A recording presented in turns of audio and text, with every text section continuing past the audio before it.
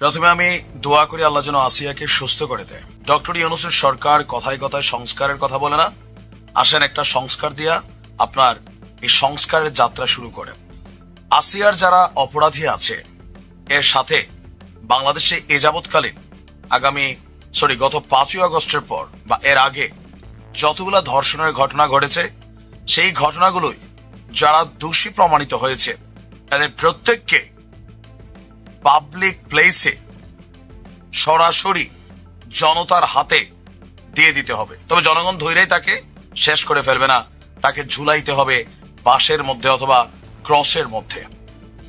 তারপর তার নুনুর মাথায় 2 থেকে 3 কেজির একটা ইট বাইধা দিতে হবে, হাত বাইধা দিতে হবে, পা বাইধা দিতে হবে, চিল কাউয়া ঠোকরে ঠোকরে তারে খাবে। সারা বাংলাদেশের ক্যামেরা লাইভ দেখাবে যে একজন ধর্ষকের পরিণতি এদেশের মানুষ কিভাবে করে, অথবা ইসলামের আইন অনুযায়ী কোমর পর্যন্ত গাইরা জনগণের হাতে ছেড়ে দিতে হবে ছোট ছোট পাথরের টুকরি দিয়ে। এই ফাঁসি টাসির দাবি তুইলা আপনি বাংলাদেশের আইন সম্পর্কে যদি জানেন, আইন যদি আইনের গতিতে চলে, আগামী 15 বছরেও এই আসিয়ার যারা অপরাধী এদের শাস্তি হবে না। এদের শাস্তি হোক না হোক, এই যে অথর্ব একজন উপদেষ্টা আছে জাহাঙ্গীর, পাশার নিচে ফেভিকল লাগাইয়া এই যে স্বরাষ্ট্র উপদেষ্টার চেয়ারটার মধ্যে বসছে, এত পরিমাণ আঠা লাগছে এখান থেকে উঠতেই চায় না। গতকালকে রাত থেকে ঢাবি সহ সারা বাংলাদেশ যেখানে উত্তাল, সেখানে এই জাহাঙ্গীর সে বাসার মধ্যে আছে কিনা আমার সন্দেহ লাগছে। 100% শিওর এই উপদেষ্টা বাসা ছেড়ে পালিয়েছে, নয়তো কোথায় এই জাহাঙ্গীর। আপনারা আগামী দিনকে দেখাবেন যে কিভাবে রাষ্ট্র চলবে। এই 6 মাসের উপদেষ্টা পদ থেকে পাশা উঠে না, পদত্যাগের চিন্তা আসে না, তাহলে এই সংস্কার যেই সরকার করবে এদের মাধ্যমে আগামী দিনে কি এক্সাম্পল ক্রিয়েট হবে। আমি চাই সংস্কারের শুরুটা আসিয়া সহ যারা ভিকটিম আছে, তাদের অপরাধী যারা, তাদের মাধ্যমে ডক্টর ইউনূস শুরু করুক। আইন আছে, এখন তো শেখ হাসিনা নাই, এখন ডক্টর ইউনূস আছে, ফেরেশতা। তো একটা ফেরেশতা কাজ শুরু করুক। এটা যদি না হয় তাহলে এই দেশ আজীবনের জন্য অপরাধী হয়ে থাকবে। আমি আশ্চর্য হই, মানে কোন আইনের বলে এরা আসলে এত লম্বা সময় আমার আপনার ট্যাক্সের টাকায় জেলের মধ্যে বৈশা ভাত খাওয়ার সুযোগ পায়।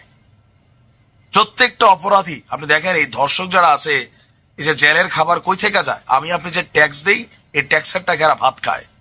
ভাবতে কেমন লাগে যে আসিয়ার মাঠটা খায়, আসিয়ার যারা অপরাধী আছে এরা আজকে ভাত খাচ্ছে। 4 জন নাকি গ্রেপ্তার হয়েছে।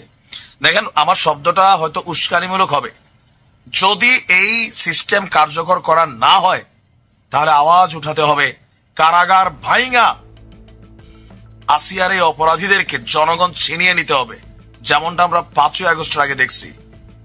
আরেকটা ঘটনা আসলেই ঘটাইতে হবে যেন সারা বাংলাদেশে আমার আপনার সন্তানের গায়ে হাত দেওয়ার আগে একবার চিন্তা আসে, যেখানে রাষ্ট্র ফেল, যেখানে এই স্বরাষ্ট্র উপদেষ্টারা ফেল, আইন শৃঙ্খলা বাহিনী ফেল, যেখানে আইনের প্যাচ আছে সে আইনের মাইকা বাপ, আমরা কারাগার ভাইঙ্গা আসিয়ার অপরাধীদেরকে এইরকম যারা আছে এদেরকে ছিনাই নিব, নেয়া মাটির মধ্যে কোমর গাইতা দিব। আর নয়তো ওই যে ক্রস সিস্টেম বলে দিছি, এদেরকে একটা টুক্কা দিয়ে একটা গুলি করে মাইরা ফেললে হবে না ভাই।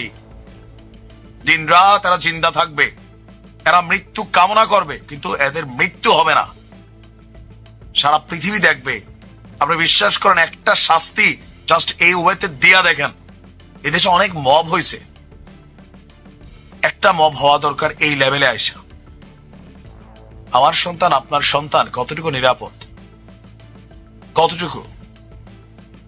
স্বরাষ্ট্র উপদেষ্টা জাহাঙ্গীরকে 24 ঘন্টা আলটিমেটাম দিচ্ছি আমরা, তুমি পদত্যাগ করো। তোমার মতন অথর্ব উপদেষ্টা কথা বললে মুখ দিয়া স্যাপ পরে, অযোগ্য, তুমি পদত্যাগ করো। তোমার কোনো আর সুযোগ নাই এই স্বরাষ্ট্র মন্ত্রণালয়ের গুরুত্বপূর্ণ দায়িত্বটাতে বৈশা চিবাইয়া চিবাইয়া কথা বলা, রাত্রেবেলা ঘুমানো। বেটা,